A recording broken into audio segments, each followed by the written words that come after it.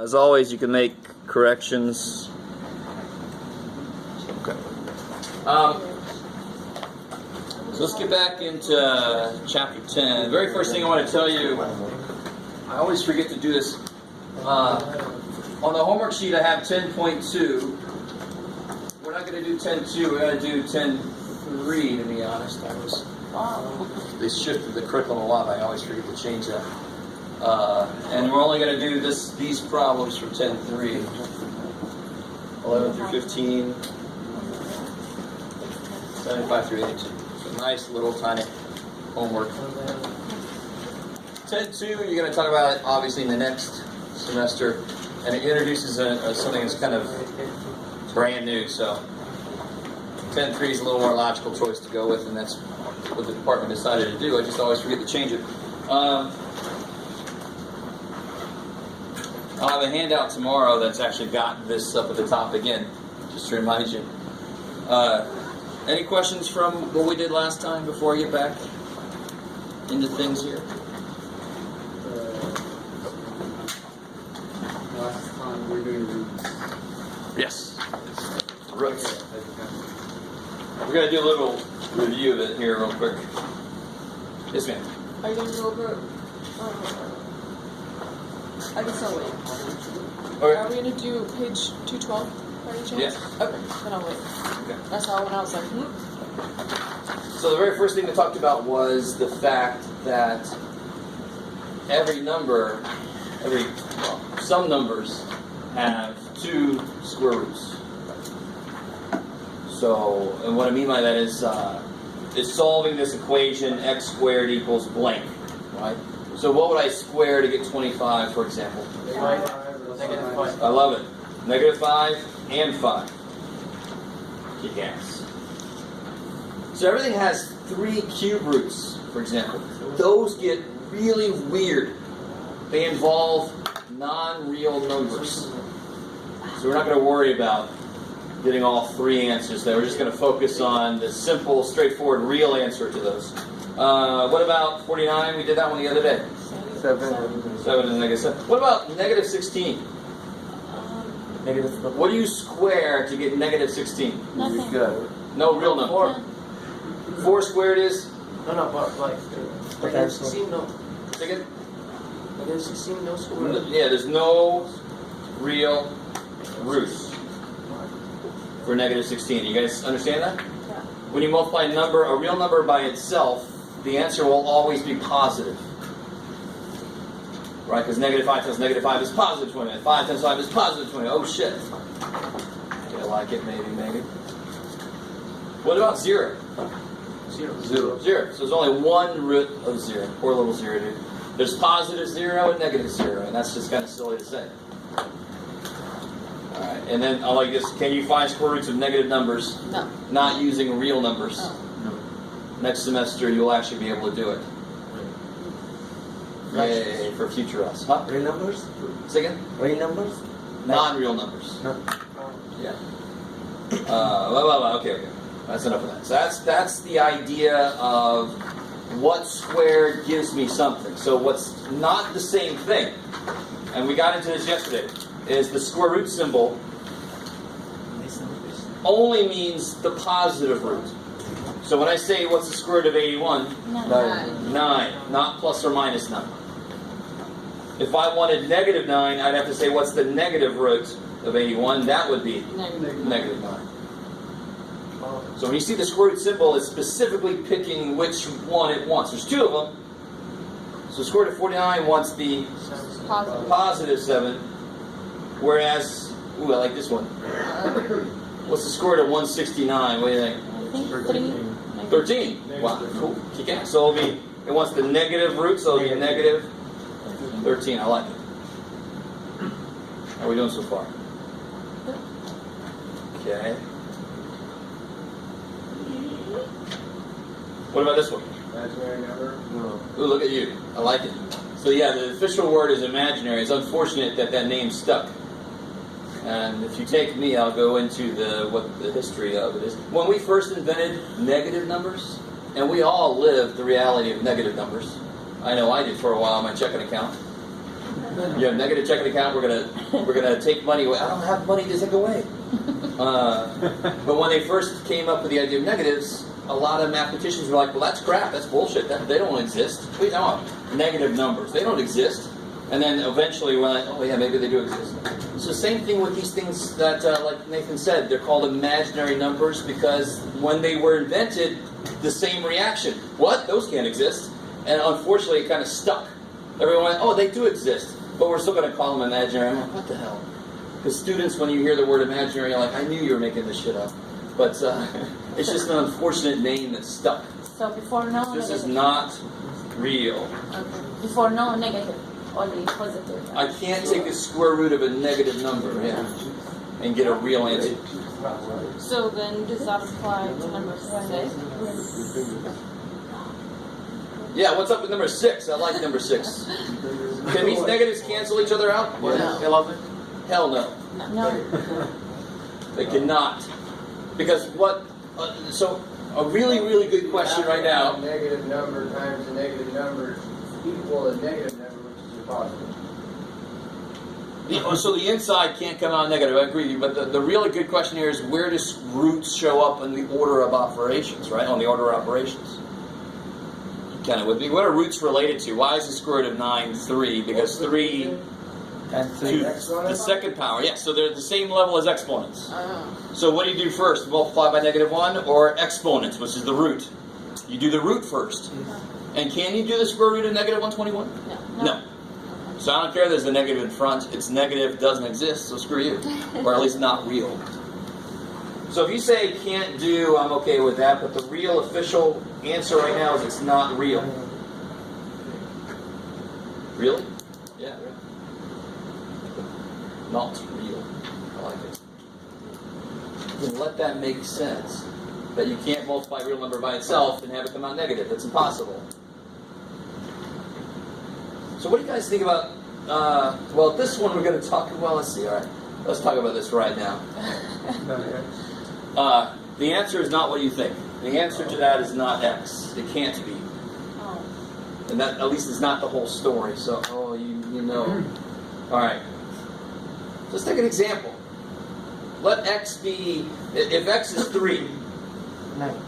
then this is the square root of 9. 9, which is 3. 3. So X was 3 and the answer is 3. So you're full of shit, Jeff. If X is 3, the answer is 3. But what if X is -3? What if X is -3? Then what is this? 9.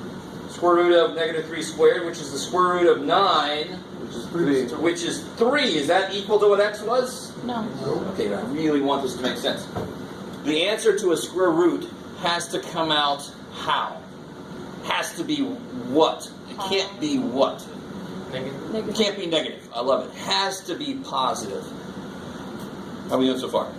So if you think, this is really weird, but if you think the square root of X squared equals X, you are wrong. Because what could X be? Yeah. It could be negative. And then that's an incorrect statement. The square root can't come out negative. So what operation, what thing do we have that saves our ass from things being negative? What always makes things positive? The what? Bar with negative. Or bar with Do it. You can do it. Opposite? Real number. No, not the opposite, because that would be Zero. positive as negatives. What? No matter what I put into this thing, the answer is positive. What is, yes, say it again, louder. Absolute value, kick ass. So that saves us. So if X is -3, real quick, if X is -3, this is square root of 9 is 3, and if I put a -3 in there, -3, what's the absolute value of -3? 3. So that absolute value always makes it come out fine. So the real answer to the square root of X squared is the absolute value of X. Why? To cover our ass for if X is negative. The Yes. absolute value is the distance from 0. Beautiful, and that's why it's always positive, because negative distance would be weird. Inside these got to be positive. I like it. No. So why in number 7 they put it as a fraction? Looks like a fraction. I don't know why. Number How is 7. now fraction is blank like that? What's up? What's happening? I'm sorry. I thought it's a fraction. So this will be the absolute value. It's just a blank space. I got you. So what do you think about this here then? Absolute value of kick ass. Because what's the square root do to something? This, and when I say this, I want you to really understand, because I don't know, you teach it the same way in 110, and so do other people. Square root of x squared is the absolute value of x because it makes it sort of x because it cuts it in half. Square root of 9 is 3. I cut 9 in half multiplicatively, right? I don't say cut 9 in half and it's 4.5. Yeah. And I said, I think I used that same language when we were talking about the factoring difference of squares. You cut everything in half multiplicatively. So the square root of p to the 6, square root of p to the 6 cuts it in half, like Nathan said, is p3. But then, what else did you say, Nathan? Yeah, good. Let's agree with you. Because what could p cubed be? Negative. Shit. So I better put in absolute value. Because the answer to a square root cannot come out negative. You only use absolute value When the answer could be negative. Okay. Alright? And when the root is even. There's still some more to fill in here. Okay. We got to go back to cube roots and stuff and see how it's different. Alright. So what about number 9? Absolute value of alpha. I like it. So you first cut it in half, because that's what a square root does. It cuts everything in half. So that'll be m5. Could that be negative? Yes. Oh shit. Damn.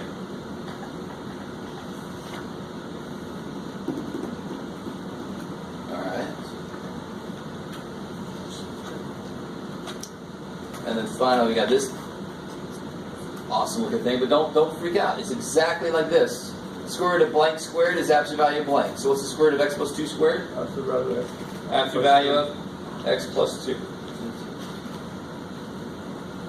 What's really neat is the square root and the square basically cancel each other. As I said this before, square root and square are like opposite functions. They kill each other. Absolute value is there just to cover my ass in case it's negative.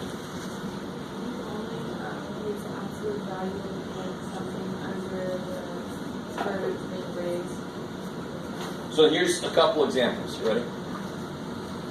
If I had the square root of x to the 4th, what would that be? Absolute value is x. X squared. I don't need the absolute value here. Why? Because when you square a real number, it comes out Positive. positive. So that's one situation where if you put it, I'm not going to take points off. I'm just going to say unnecessary. You didn't need that. You don't have to cover your ass for it to be negative because it can never be negative, right? Another situation where you don't need absolute value is cube roots. Because, for example, what's the cube root of negative 8? Negative 2. Negative 2. Why does the cube root work? I can't have 2 of the same number come out to be negative because they both have the same sign. But 3 negatives, 2 negatives will cancel. Oh. One negative will left. And there's 1 negative left. So remember, we can't factor sum of squares, but we can totally factor sum and difference of cubes. Odd powers and roots are always a lot more laid back. They're like, whatever, dude. So I could do cube roots, fifth roots of anything. But square roots are all uptight. Oh shit. Can't handle it if the inside's negative. Square roots, fourth roots, even roots cannot handle negative inputs. Can't. And it just makes sense. If I have an even number of things, they're always going to multiply to be positive. There's just no other way. Real numbers will. But if I have 5 things, if they're all negative, the answer's going to come out negative. So that it can handle if the input's negative. That's related to why we can do sum and difference of cubes, but we can't do sum of squares. It's the same kind of thing. It's related to that. I like it. So this would be negative 2. So what's the cube root of x cubed? X. X. I don't need an absolute value to cover my ass because cube roots can handle negative outputs. They can handle negative inputs. Odd roots. Very laid back. Don't have to cover my ass for anything, just like you do anything. Even roots. Square root, fourth root, 18th root. Oh shit. They cannot handle negatives anywhere. Maybe. Let that make sense. Okay. Let's see. Oh, here we go. Here's some cube roots. Try those first 3 real quick. I already did number 2, but if you were awake.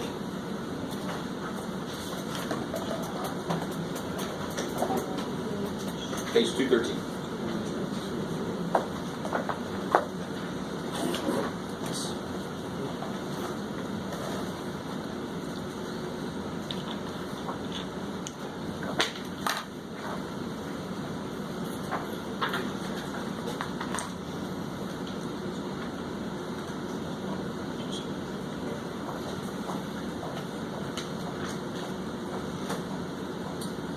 Alright, these numbers should look very familiar from the factoring section, right?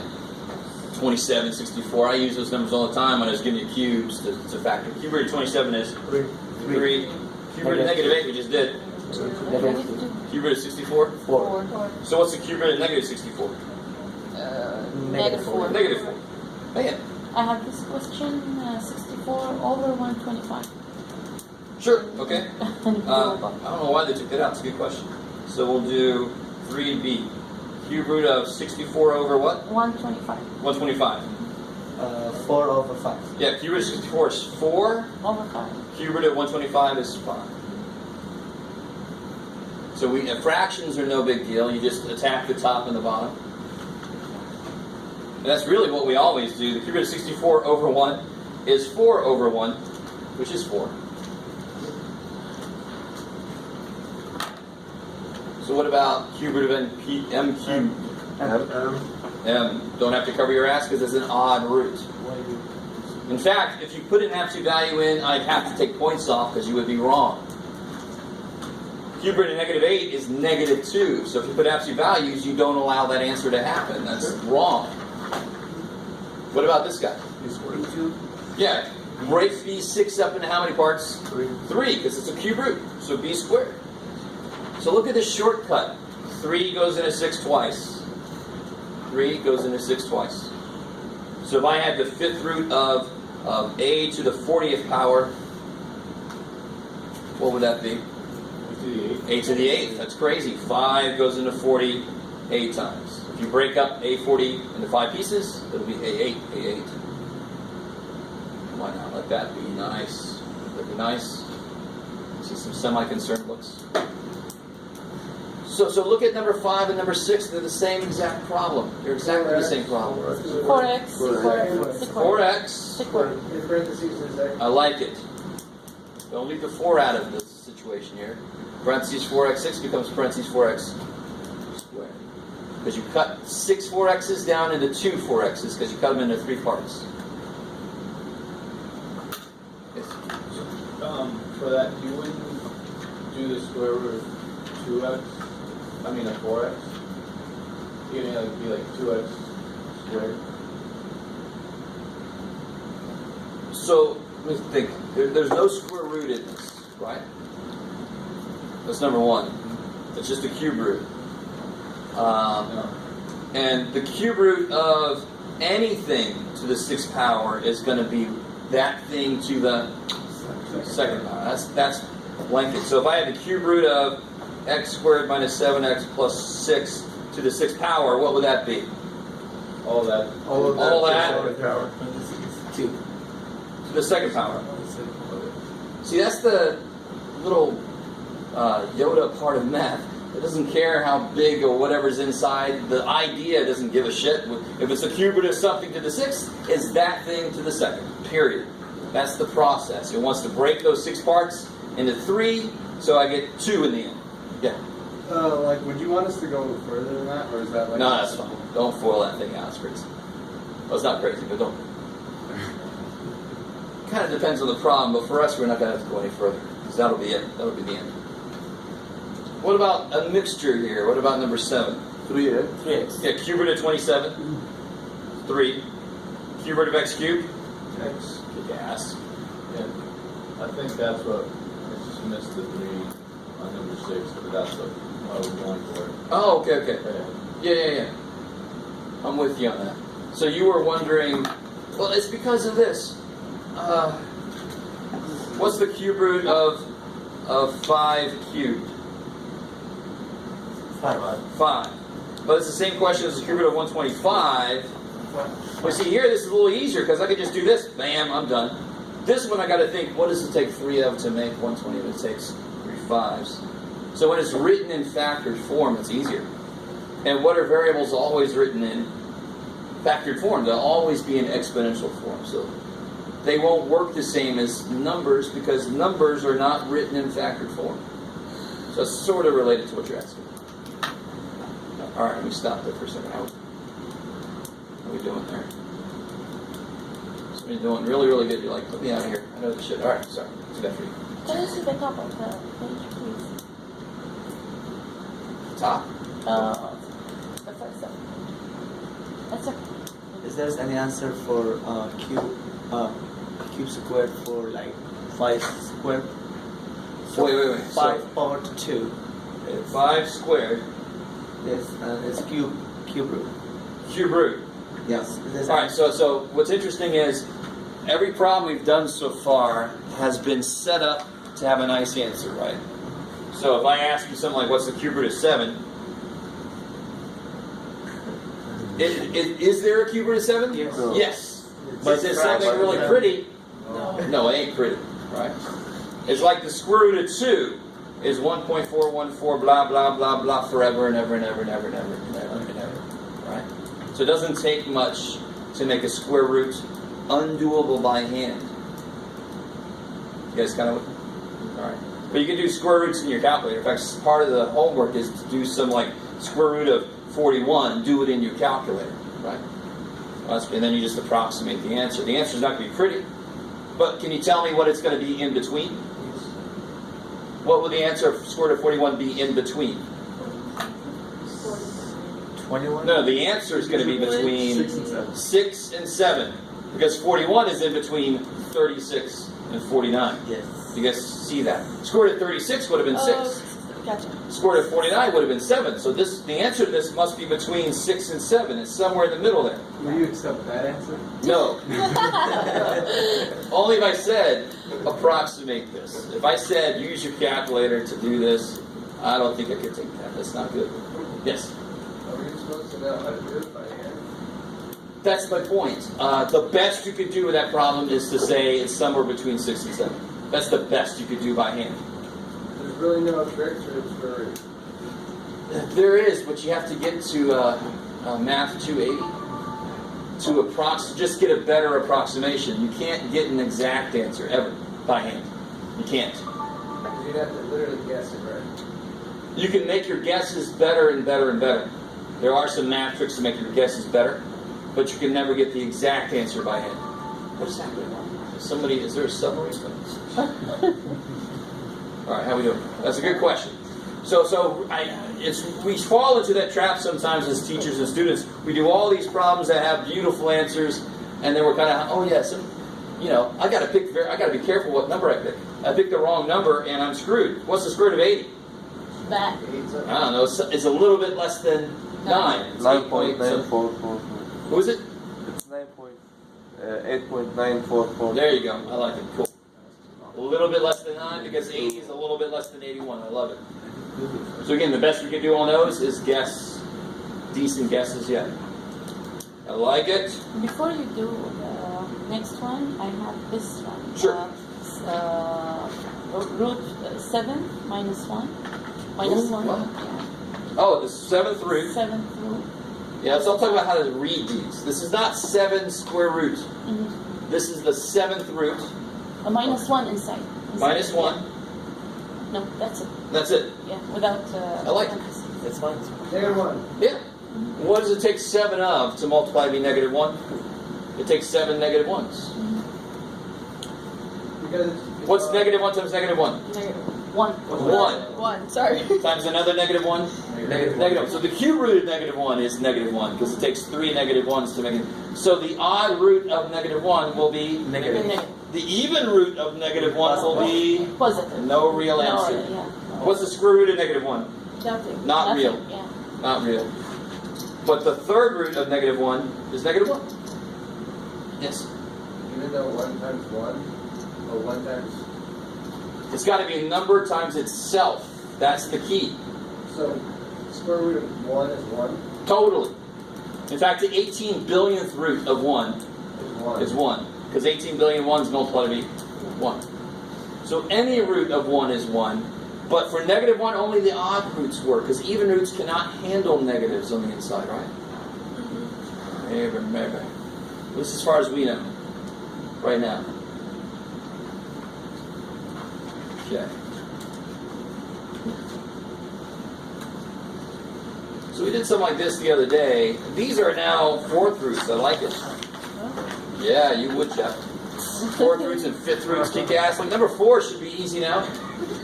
What's the 5th root of negative 1? Negative. Negative 1. Any odd numbers of negative 1s make negative 1. So it's 5x. Where would, sorry? Number 5. Yeah, what would number 5 be? X. Yeah, this is beautiful, watch. X. Why do I not need an absolute value? Because it's not, Because it's not- it's odd number of X squared. I love it, it's an odd root. The root is odd. So you guys are like, this whole damn thing is odd. I understand. What about number 1? How would we tackle this? 4. Factor. But if you're not sure, Factor. factor it, I love it. Yeah. So what goes into 256? 2 and 1. 2 and 1 4. 1 Sure, 2, 128. 128, 2 and 64, 2 and 32, 2 and 16. 16. Isn't 16 4 2s? Can we just cut to the chase here? Yeah. Is that cool? Bam, bam, bam, bam. So what's the 4th root looking for? This is really good. How many times it makes It's looking for groups of 4. Square root of 49 is 7 because 49 has a group of 2 7s. Square root's looking for groups of 2. 3? So how many groups of 4 do I have? Here's a group of 4 right there. 1. And there's another group of 4 right there. So I really want this to make sense. Every group of 4 things, one of those can come out. So this will be 2 times 2. So it's 4. Oh, I did it though. I did actually. Watch this. Can't I write this as 4 times 4 times 4 Yes. times 4? So what does it take 4 of to make 256? 4 4s. Make 256. I really want this to make sense. So let's go back. Let's really overanalyze the square root real quick. Square root of Oh, so I did it right. 36 So what's 4? is the square root of 6 times 6. So for every group of 2 things, I take out one of them.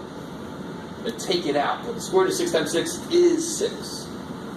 So what about the cube root of 27? Well, that's the cube root of 3 times 3 times 3. That's why the answer is 3. Because for every group of 3 things, the cube root says take one of them.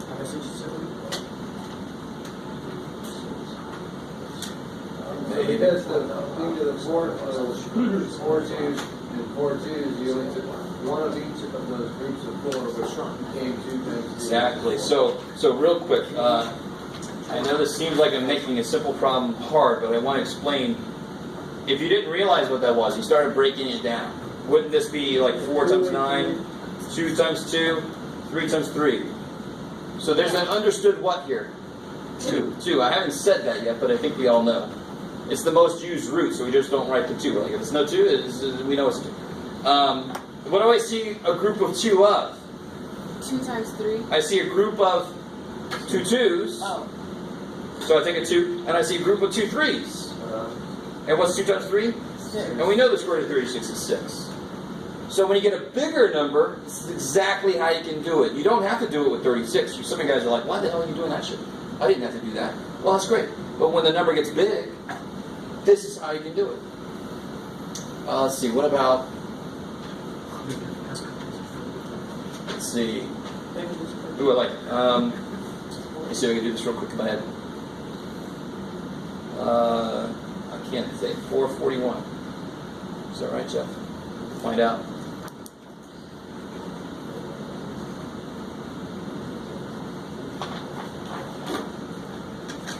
I can't think of that. I think that's right. Ooh, I love that number. Look at that number. It's gross. Who remembers anything I talked about how to tell if certain numbers go into a number?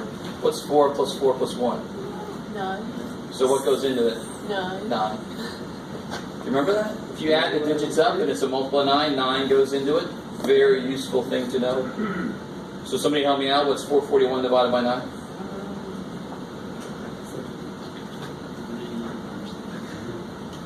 49. 49. And this is 3 times 3, and this is 7 times 7, right? Uh-huh. So what's the square root of 441? It's going to be 21. 3 times 7, 21. So if you did 21 times 21, you would get 441. So this is a process I can use to attack big old freaking numbers. I can just break it all the way down And if it's a cube root, I look for groups of 3. If it's an eighth root, I look for groups of 8. Square root, I look for groups of 2. That is a process I can use. I don't have to use that damn process on the square root of 16. I ain't going to do that. Shit, square root of 16 is 4. But when the number gets big, I want some kind of process to attack it. Oh, let's see. Where am I at? Let's do, what about, this guy should be relatively easy. A square. A Square. square. Because you break 8 A's up into 4 parts. So that's why the shortcut works. 4 goes into 8 twice. Do it need an absolute value? Nah. No, because A squared is always when we're using real numbers. Well, maybe. Alright, let's see. Oh, What about 3? where are we at? Sorry? 2 and 3. Well, 2, alright, so 2, I think we did this before. Let's try it though. How would I start to attack this? Absolute value. 16, 2, back to the negative 32. Yeah, 16, 2. 16 and 2, okay. And of course, 16 is how many 2s? 4. And what is this 5th root looking for? What's the 5th root looking for? Groups of 5. 5. And what do I have a group of 5 of? 1 or 2. 2s. There's the answer, and it's supposed to be Negative